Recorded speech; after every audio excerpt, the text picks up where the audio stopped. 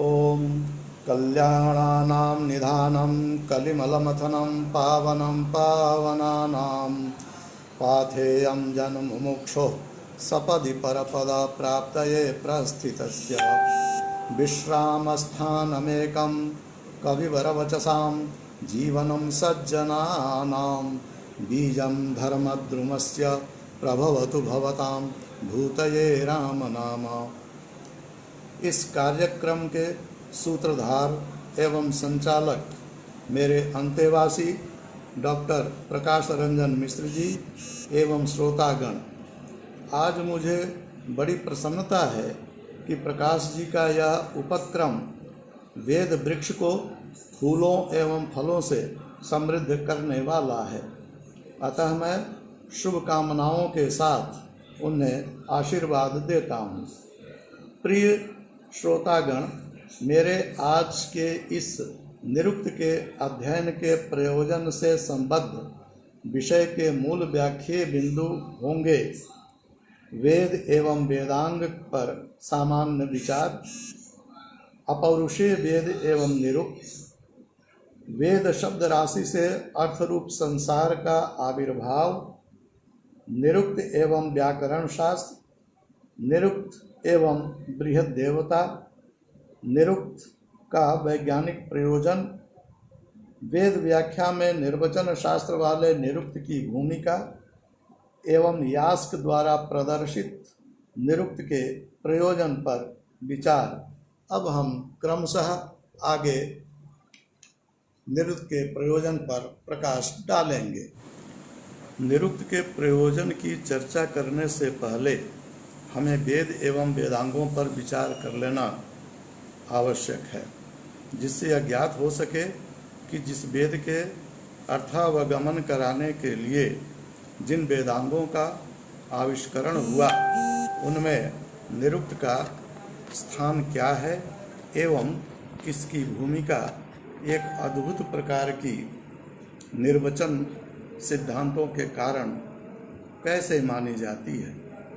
जैसा कि हम जानते हैं कि अपौरुषेय वेद मात्र आज की भाषा में एक सामान्य साहित्य न होकर विश्व का पूर्ण आदिम साहित्य है, जिसमें चतुर्युगों के सारे ज्ञान, विज्ञान एवं बौद्धिक संपदा भरी पड़ी हुई है। ऋषियों द्वारा प्राप्त यह वेद सामान्य लौकिक मानव द्वारा तो कुछ हद तक समझने लायक हो सकता है, लेकिन वैदिक मंत्रों एवं ब्राह्मण साहित्य के साथ अन्य वैदिक आयामों को समझने के लिए ऋषि प्रणीत संसाधनों का होना बहुत जरूरी है। इसी कारण वैदिक मंत्रों के आविर्भाव के समय से ही भावी समाज के लोगों की ग्रहण शक्ति की दुर्बलता को भांपकर ऋषियों एवं प्राचीन तपस्वी आचार्यों ने अपने तपोबल एवं दैवी अध्यवसाय के माध्यम से ब्राह्मण ग्रंथों एवं आगे आने वाले वेदांगों का आविष्कार किया। यह आविष्कार उसी वैदिक मंत्र समूह के आधार पर किया गया जो तपःपूत ऋषियों, मुनियों एवं प्राचीन आचार्यों ने समझा था। वैदिक मंत्रों एवं ब्राह्मणों के समुचित अर्थ को हम दो भागों में बांट सकते हैं। एक तो वह वेदार्थ जो सामान्य रूप से हमें भौतिक जीवन में प्रवृत्त एवं भौतिक जीवन से निवृत्त करता है।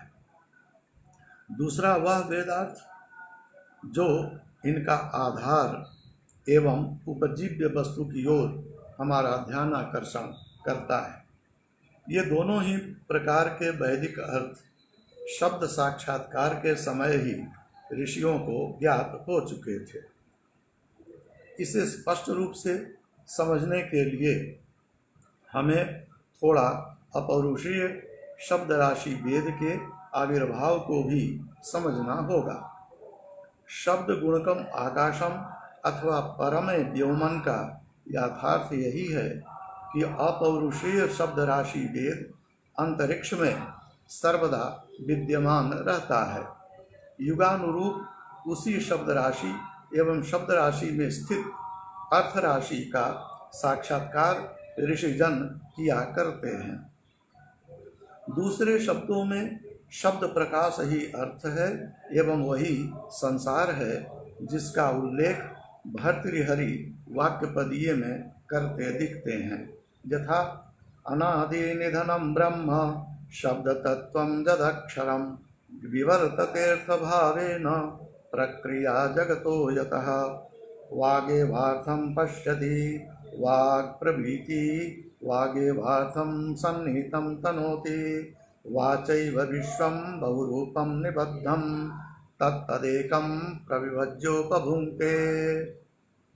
अतः अंतरिक्ष में स्थित शब्द या वेद शब्द राशि में विद्यमान जो अर्थ राशि उसी को उद्देश्य करके या उसी को समझाने के लिए निरुक्त वेदांग का आविष्करण कालांतर में हुआ।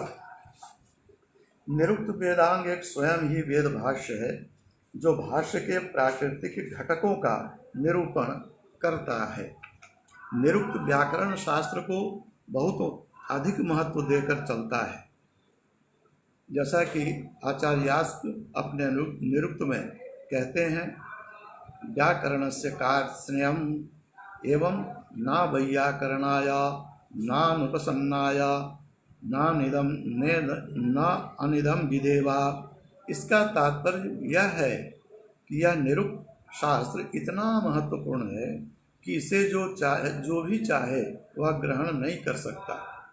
इस शास्त्र के उपदेष्टा को उपदेश देने से पहले छात्र की योग्यता के आकलन में उसके व्याकरण शास्त्रीय समझ को भी परखना चाहिए। आचार्य यास्क ने निरुक्त को व्याकरण का एक प्रकार से पूरक ग्रंथ माना है, क्योंकि संस्कृत व्याकरण के जो नियम निर्धारित हैं मात्र उन नियमों के आधार पर ही वैदिक शब्दों का समुचित एवं प्रासंगिक अर्थ करना कठिन है। इसके लिए नियम में थोड़ी शिथिलता तो जरूरी है ही, साथ ही बहुविध लौकिक शब्द व्यवहार का ज्ञान, बहुविध शास्त्र का परिज्ञान भी होना आवश्यक है। परंतु इस व्यापक अर्थावगमन की प्रक्रिया में व्याकरण की उपेक्षा किसी भी हालत में नहीं की जा सकती। आदरणीय भगवत दत्त का तो यहाँ तक मानना है कि वैदिक निर्वचन या वैदिक व्युत्पत्त्यर्थ प्राप्त करने के लिए पाणिनीय व्याकरण के अतिरिक्त पाणिनी पूर्व वैयाकरण सिद्धांतों का भी आधार हमें लेना चाहिए। वास्तव में वैदिक शब्दों के मर्यादित व्युत्पत्ति के लिए संस्कृत व्याकरण, प्रातिशाख्य, स्वर प्रक्रिया इत्यादि के साथ लोक प्रचलित व्यवहार्य शब्दों के विषय में भी हमें जानना आवश्यक है। निरुक्त एवं व्याकरण वेदांग के बीच सैद्धांतिक एकता को समझने के लिए ही व्याकरण से कार्त्स्न्यम् इस वाक्य को आचार्य यास्क ने अपने निरुक्त में कहा है। निरुक्त निर्वचन करते वक्त अत्यधिक बल भाव पक्ष पर या धात्वर्थ पक्ष पर देता है तथा प्रकृति प्रत्यय इत्यादि की व्याकरण की रूढ़ शैली से प्रकृति प्रत्यय के संदर्भ में व्याकरण की रूढ़ शैली से थोड़ा आगे बढ़कर वैदिक शब्दों का अर्थ करना आचार्य यास्क को अभिष्ट है, लेकिन यह कार्य इतना वैज्ञानिक ढंग से निरुक्त करता है कि न व्याकरण के नियमों का उल्लंघन हो पाता है न वैदिक संस्कृति की हानि। अब हम जरा निघंटु एवं निरुक्त के संबंध पर विचार कर लें, जिससे कि स्पष्टता हो जाए कि निघंटु क्या है एवं निरुक्त क्या है। आज के प्रचलित एकमात्र यास्कीय निरुक्त के प्रयोजन एवं इसके स्वरूप पर प्रकाश डालने से के संदर्भ में यह स्पष्ट कर देना जरूरी है कि आचार्य यास्क का 12 अध्यायों एवं परिशिष्ट सहित 14 अध्यायों वाला निरुक्त एक वेद भाष्य ग्रंथ भी है, जिसमें प्रायः ऋग्वेदीय मंत्रों की व्याख्या के आयाम प्रस्तुत किए गए हैं। इन्हीं ऋग्वेदीय मंत्रों की व्याख्या के प्रसंग में निर्वचन का आविष्कार इस ग्रंथ में प्राप्त होता है। निर्वचन एक ऐसी व्याख्या की वैज्ञानिक पद्धति है जिसके सिद्धांतों में शास्त्र की संभावित समग्र दृष्टि निहित है। चाहे जिस भी आयाम या दृष्टि से वैदिक शब्दों की हम व्याख्या देखते हैं, वह प्राचीन वैदिक परंपरा का पोषक एवं शास्त्र सम्मत ही प्रतीत होती है। उदाहरण के रूप में अंगुली नामानि उत्तराणि द्वाविंशति, इस निघंटु के अंगुली शब्द का निर्वचन करते हुए आचार्य यास्क कहते हैं, अंगुलयः कस्मात्, अर्थात अंगुली शब्द किस कारण से बना, अर्थात अंगुली को किस आधार या भाव पर उस नाम से पुकारते हैं। यहाँ यह कस्मात् शब्द का आचार्य यास्क अपने निरुक्त में बार बार प्रयोग करते दिखाई पड़ते हैं। यह इनकी बहुत ही उपादेय शैली है। इसी प्रसंग में वे कहते हैं कि अंगुलियों के निर्वचन के प्रसंग में कि अग्रगामिन्यो भवन्ति इति, अर्थात यह आगे की ओर निकली हुई, आगे की ओर जाने वाली होती हैं। इसी के आधार पर उंगलियों को अंगुली कहते हैं। इसकी और स्पष्ट व्याख्या करते हुए आचार्य दुर्ग कहते हैं, अग्रे ह्येता कर्मसु गच्छन्ति, अर्थात हर कार्य में अंगुलियां ही आगे बढ़ती हैं। दूसरा निर्वचन है अग्रगालिन्यो भवन्ति, अग्रे ह्येता गलन्ति उदकानि, अर्थात जल इत्यादि को आगे बढ़ाने वाली ये अंगुलियां ही होती हैं। इसको मैं और स्पष्ट बता दूं कि जब कोई हमारे घर में अतिथि रूप में आता है तो हम गिलास इत्यादि किसी जल पात्र में रखते हैं, तो उसमें पूरा बाँह अथवा पूरा हाथ नहीं, बल्कि करतल में जो 5 उंगलियां हैं वही ग्रिप्स, वही पकड़ बना करके उनको आगे बढ़ाती हैं। तो इसलिए यही भाव इसमें छुपा हुआ है। अतः इसी प्रकार आगे वे कहते हैं अंकना भवन्ति, किसी चीज को चिन्हित करने वाली भी ये अंगुलियां ही होती हैं, अथवा अभ्यंजनादेव स्युः। इस प्रकार इतने प्रकार के दृष्ट प्रयोजनों एवं अंगुली के कार्यों के आधार पर अंगुली शब्द का निर्वचन जो यास्क ने प्रस्तुत किया है, उससे अंगुलियों के व्यापक व्यापार का प्रकटीकरण तो होता ही है, साथ ही शास्त्रीय मर्यादा की इससे हानि भी नहीं हो पाती। निरुक्त, जैसा कि हम जानते हैं, पंचाध्यायी निघंटु जो संस्कृत साहित्य के इतिहास में पहला शब्दकोश का नमूना है, उसी का विहंगम व्याख्या ग्रंथ या भाष्य ग्रंथ है। निघंटु के 5 अध्यायों में 1 से 3 अध्याय नैघंटुक, चौथे अध्याय में नैगम एवं 5वें अध्याय में दैवत कांडीय वैदिक पद सन्निविष्ट हैं, जिनके साथ ही निरुक्त अन्य आनुषंगिक शब्दों का भी निर्वचन करता चलता है।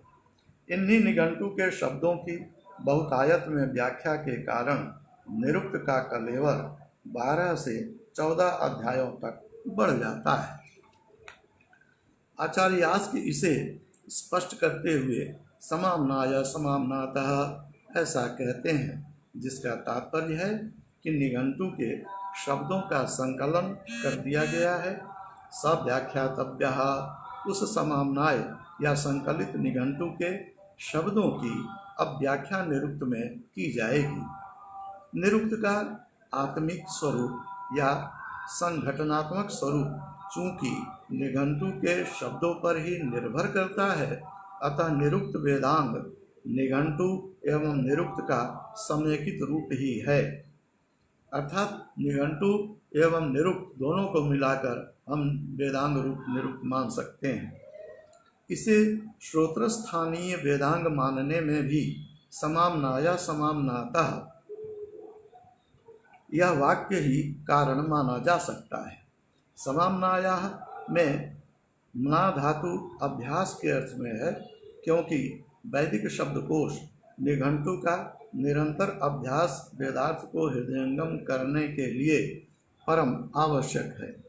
निघंटु कोश के शब्दों से ही निरुक्त के नैगम एवं दैवतकांडीय शब्दों को अलग करके उनके निर्वचन के माध्यम से भाष्य किए गए हैं। निर्वचन शास्त्र निरुक्त का एक भाषा वैज्ञानिक स्वरूप है, जो भारतीय भाषा विज्ञान का प्रथम एवं आवश्यक भाग है।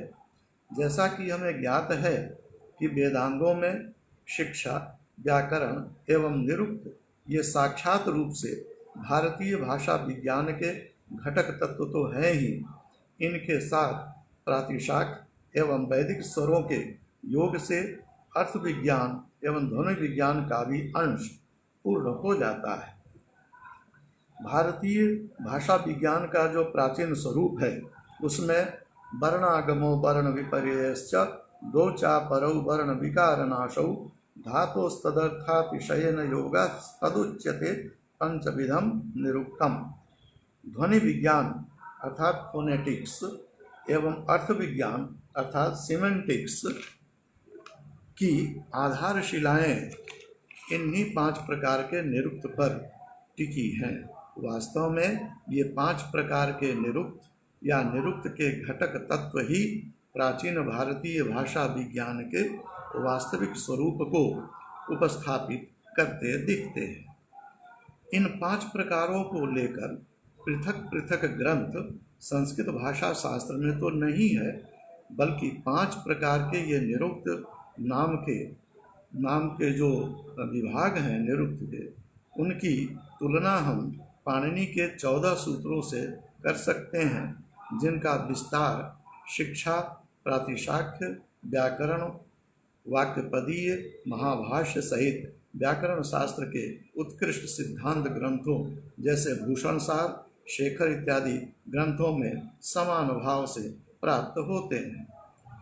इन ग्रंथों में अक्षर वर्ण समन्वय एवं उनके उच्चारण एवं उत्पत्ति से लेकर व्युत्पत्ति एवं इन्हीं के सारे तत्व यास्क के निरुक्त में प्रतीत होते हैं।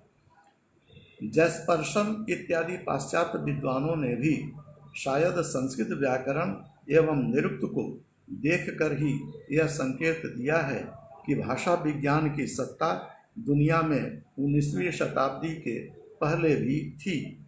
यद्यपि निरुक्त एक ऐसे प्राचीन भारतीय भाषा वैज्ञानिक प्रयोग सिद्ध निर्वचन विधि को जन्म देने वाला भाष्य ग्रंथ है, जिसके माध्यम से चिकित्सकीय निदान प्रक्रिया, डायग्नोसिस सिस्टम एवं लक्षण परीक्षण प्रक्रिया अर्थात सिम्टम एग्जामिनेशन और सिम्टम टेस्टिंग सिस्टम की तरह पहले शब्दों को चारों ओर से जितने संभावित आयाम हो सकते हैं उन्हें सावधानी पूर्वक देखा एवं विश्लेषण किया जाता है तथा विशेष शब्द प्रवृत्ति के संकेत मिलते ही उसके अर्थ को निश्चित दिशा में प्रवर्तित कर दिया जाता है।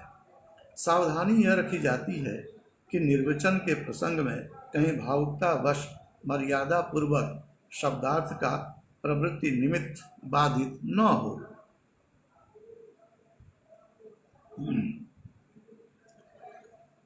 उदाहरण के रूप में निरुक्त के 5वें अध्याय में अमंत्रम अर्थात पात्र शब्द तथा अंधा शब्द को ले सकते हैं।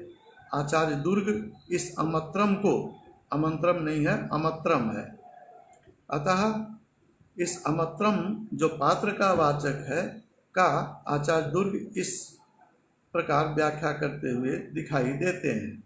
अमा शब्देन पुनर्जद अनर्मितम अपरिमाणम किंचित भवति तदुच्यते नहि तेषां परिमाणम अस्ति जावन्तस्तस्मिन् अदन्ति। अर्थात आचार्य यास्क ने यहाँ नए समास के भावानुसार यह अर्थ किया कि चूंकि मत्र अर्थात परिमित, अमत्र अर्थात अपरिमित, मात्रा शब्द भी सीमा का वाचक है, यथा गोहो मात्रा न विद्यते इत्यादि। अतः एक बड़ा पात्र जिसमें जितने लोग जितनी बार जितनी मात्रा में चाहें खा सकें उसे हम अमत्र कहते हैं। अतः इसी भाव को लेकर के, इसी साम्यता को लेकर के आचार्य यास्क ने व्यवहारिक दृष्टिकोण से इस शब्द का निर्वचन किया है। इसी प्रकार अंधा शब्द को भी देख सकते हैं। यास्क इसका निर्वचन करते हुए कहते हैं कि तमोप्यंधय उच्यते, अर्थात अंधकार को भी हम अंध कहते हैं। इसका कारण यह है कि नास्मिन् ध्यानम, अर्थात न दर्शनम भवति।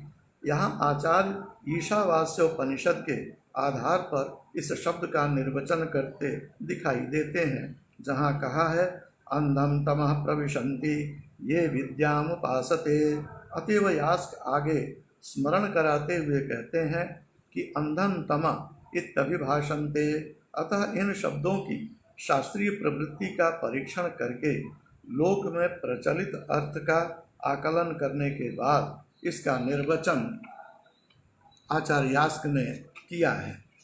इस वैज्ञानिक पद्धति को ठीक से नहीं समझने के कारण ही कुछ राजवाड़े जैसे विद्वान आचार्य यास्क की आलोचना भी करने से नहीं चूकते।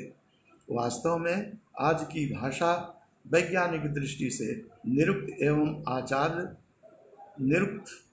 आचार्य यास्क के विषय में चिंतन के लिए कम से कम पाणिनीय व्याकरण की बौद्धिक संपदा से परिपूर्ण संपूर्ण व्याकरण दर्शन को पहले समझना होगा, जिससे निरुक्ति की प्रक्रिया एवं व्युत्पत्ति की व्याख्यात्मक विशेषताओं को अलग अलग करके समझा जा सके। निरुक्त के निर्वचन शब्द को न व्युत्पत्ति मान सकते हैं, न अंग्रेजी का एटिमोलॉजी शब्द मान सकते हैं। यह तो अपने आप में एक भाषा वैज्ञानिक सिद्धांत है, जिसमें व्युत्पत्ति एवं शब्द निष्पत्ति की व्याकरण प्रक्रिया के अतिरिक्त मानव मस्तिष्क एवं मानव मनोभाव से उत्पन्न शब्द के माध्यम से व्यावहारिक शब्द के ज्ञान इच्छा के साथ क्रिया की प्रक्रिया को भी समझाया जाता है। आचार्य यास्क यहाँ भाव प्रधानम आख्यातम सत्य प्रधानानि नामानि के माध्यम से व्यावहारिक जगत के शब्द समूह के मौलिक उत्पत्ति एवं विकास को समझाने का प्रयास किया है। इसी प्रकार उसी के साथ चत्वारि पदजातानि नामाख्यातोपसर्ग निपाताश्च के द्वारा विश्व के वैयाकरणों को इससे आगे जाने का कोई अवसर नहीं छोड़ा। अतः उन्हें यह एक तरह से चैलेंज देते हैं कि हमने जो चतुर्विध शब्दों का वर्गीकरण किया, इसके आगे शब्दों का वर्गीकरण सार्थक सप्रमाण करके दिखाइए। आचार्य यास्क एक मान्यता के अनुसार यदि पाणिनि पूर्व के माने जाएं तो शब्द निष्पत्ति प्रिय संस्कृत व्याकरण शास्त्रियों को यह औसत था कि राजवाड़े जैसे लोगों की तरह उनके निर्वचन की निष्प्रयोजनता को सिद्ध कर सकते थे। लेकिन इसके विपरीत निरुक्त का आदर व्याकरण शास्त्र में एवं अन्य वेदांगों में भाष्यों में अत्यंत आगे बढ़ता दिखाई पड़ता है। जहाँ प्लेटो एवं अरस्तु के अक्षर एवं शब्द तक ही अपने विश्लेषण की सीमा का निर्धारण दिखाई पड़ता है, वहीं पदों के चतुर्धा विभाजन से आचार्य यास्क ने धातु उपसर्ग नाम एवं आख्यात को अलग अलग समझाकर न केवल अर्थ नित्य परिक्षेत से शब्दार्थयोः नित्य संबंध का संकेत दिया है, बल्कि इसके साथ ही आचार्य यास्क ने परिक्षेत शब्द से वैदिक शब्दों के प्रासंगिक तात्पर्य को समझकर वैदिक भाष्य करने की प्रेरणा भी दी है। इसी प्रकार आचार्य यास्क ने वैदिक मंत्रों की यादृच्छिक अर्थकल्पना पर भी अंकुश लगाने का काम किया है।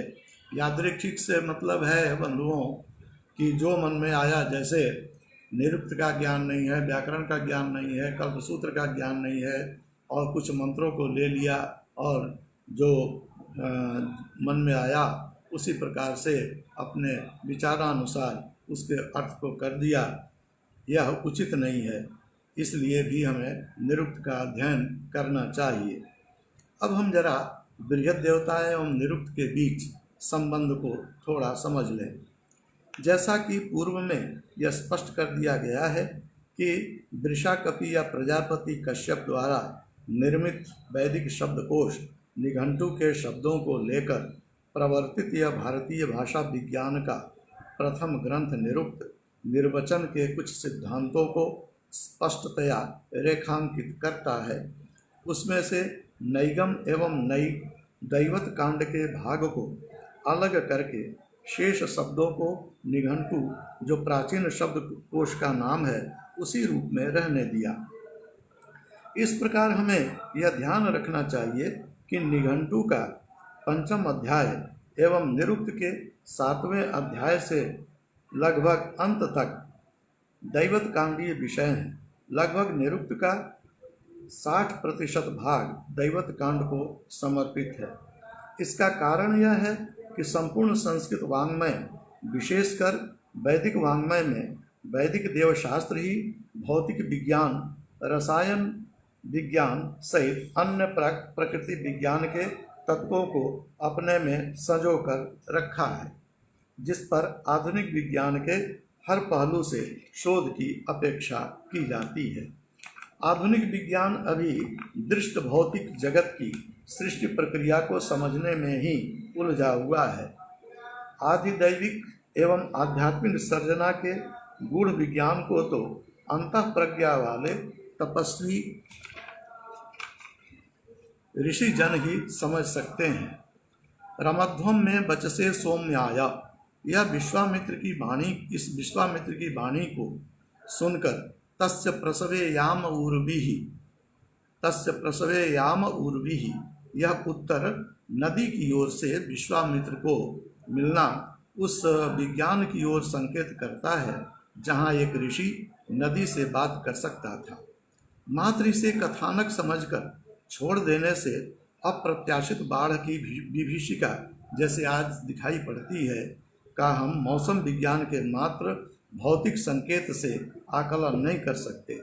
इस संदर्भ में आचार्य शौनक के बृहद देवता का बार बार अध्ययन एवं परिशिष्ट सहित अन्य ग्रंथों का विश्लेषण निरुक्त के तात्पर्य को समझने के लिए आवश्यक है।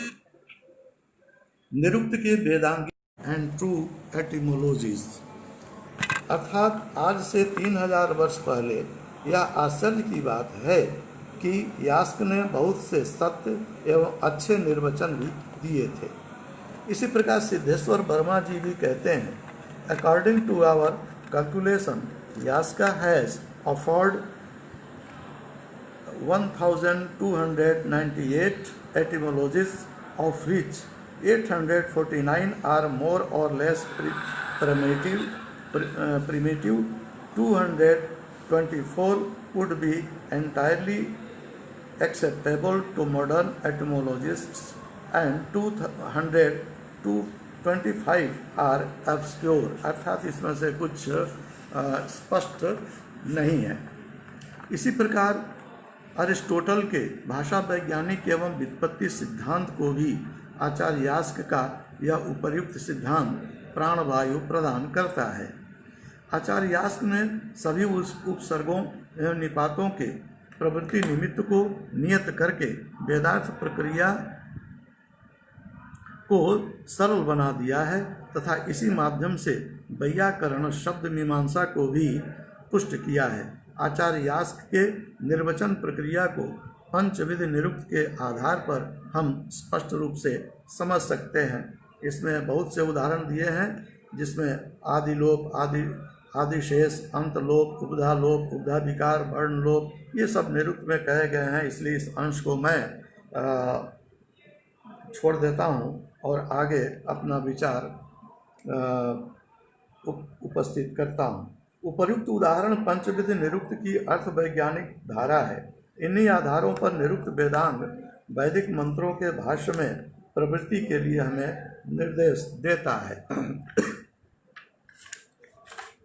हालांकि निरुक्त के प्रथम अध्याय के 6ठ पाद में आचार्य यास्क ने निरुक्त का प्रयोजन स्पष्ट करते हुए लिखा है, अथापि इदमंतरेण पद विभागो न विद्यते, अर्थात निरुक्त के अध्ययन के बिना चतुर्विध पद विभाग को समझना असंभव है, जिसके आधार पर वैदिक मंत्रों के पदों को डिकोड करना आसान होता है, तब निर्वचन के माध्यम से अर्थ निकालना संभव होता है। यथा अवसाय पदवते रुद्रमृड दूतो निरित्या इदम आजगाम इति पंचम अर्थ प्रेक्षा वा षष्ठर्थ प्रेक्षा वा। इस प्रकार वेदार्थ के आदि भौतिक, आदि दैविक एवं आध्यात्मिक ज्ञान के लिए तथा इन त्रिविध आधारों पर वैदिक मंत्रों की व्याख्या के लिए निरुक्त वेदांत के अध्ययन की महती आवश्यकता है। जय तु सोमनाथ, जय तु संस्कृतम।